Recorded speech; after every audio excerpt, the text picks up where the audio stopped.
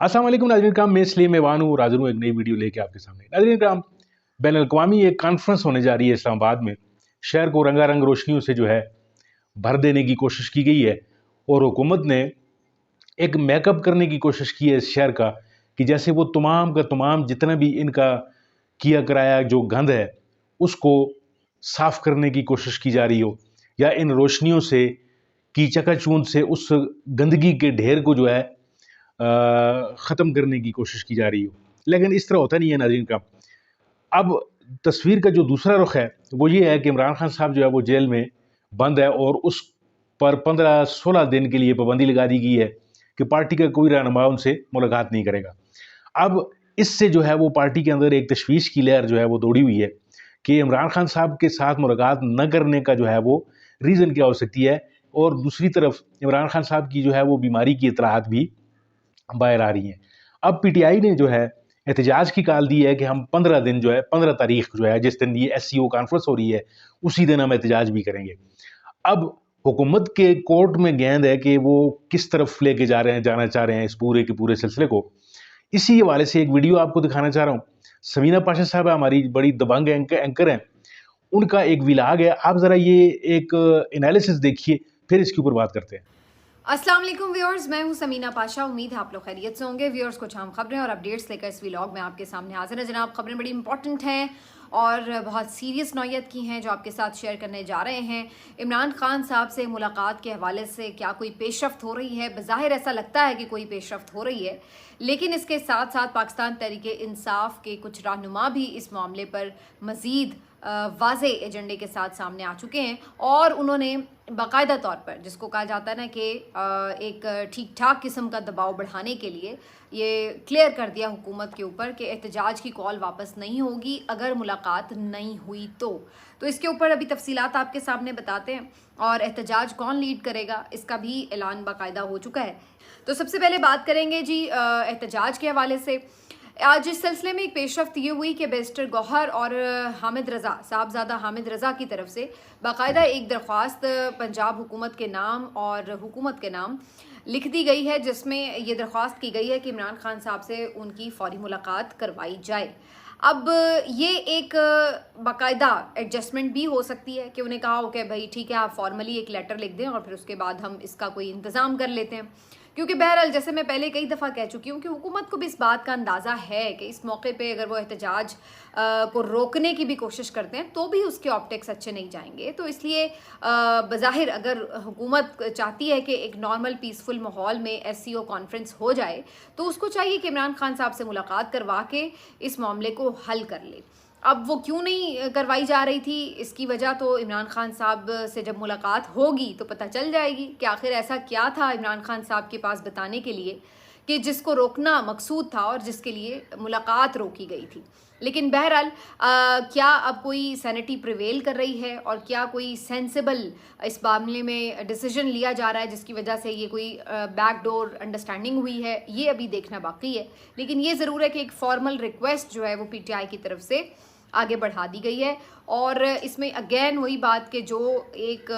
Group PTI में ये समझता है कि इस मामले के ऊपर मज़ीद तनकीद होगी, मज़ीद पीटीआई के ऊपर दबाव बढ़ेगा, तो इससे बचने का तरीका ये है कि इसको बाकायदा बातचीत के ज़रिए कोशिश करके हल कर लिया जाए मसले को। तो उन्होंने अब इस सिलसिले में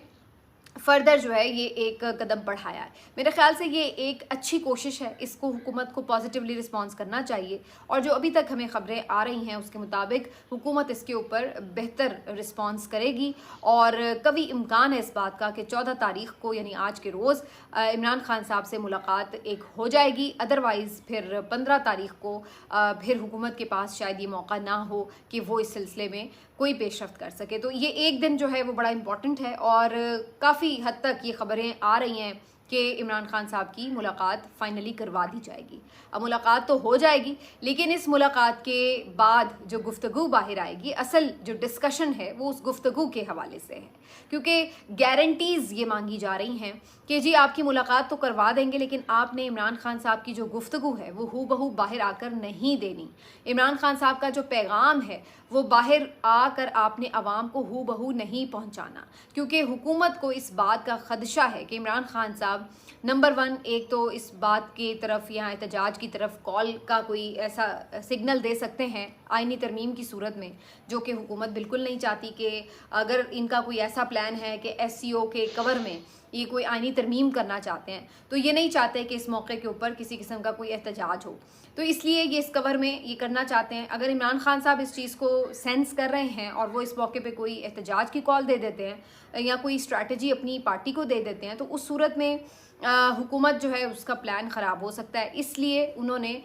ये बात, और ये याद रखिए कि 4 अक्टूबर को जो एक कॉल दी गई थी डी चौक में, भले जो भी अली अमीन गंडापुर साहब ने किया और जो कुछ भी उस एहतजाज का हुआ, लेकिन बहरहाल एक बात तो है कि उस एहतजाज को रोकने के चक्कर में 2-3 दिन सारा फोकस उसी एहतजाज के हवाले से लगा रहा और बहरहाल एक दबाव भी बढ़ा और फाइनली वो तरमीम उस वक्त नहीं हो पाई थी। तो इसी बात का खदशा है हुकूमत को कि अगर इमरान खान साहब का हू बहू पैगाम बाहर आ गया तो उनकी कॉल पर तो फिर कारकुन बाहर निकलते भी हैं, तो फिर काफ़ी मुश्किल सीन हो जाएगा, इसलिए वो रुकावट डालना चाहते हैं। एक तो ये खदशा हो सकता है, और दूसरा एक खदशा कहीं ना कहीं ये भी मौजूद है कि जो पहले एहतजाज के साथ हुआ उसके हवाले से इमरान खान साहब का कोई बयान सामने आ सकता है, जिससे पता चल सकता है कि अली अमीन ने जो कुछ किया, क्या वो खान साहब की उसको किसी तरह की भी आशीर्वाद हासिल है, या फिर वो अली अमीन का अपना कोई पर्सनल डिसीजन है किसी से मुलाकात करके, या जो भी उसकी वजह है, तो उसके ऊपर भी इमरान खान साहब का जो एक मौक़िफ़ है वो सामने आ सकता है। तो इमरान खान साहब से मुलाकात में हुकूमत जो है इसलिए भी पसोपेश से काम ले रही थी कि इमरान खान साहब किसी किस्म की कोई बात ना करें सियासी। अब क्या ये जो 2 हज़रात जा रहे हैं, बैरिस्टर गौहर हों या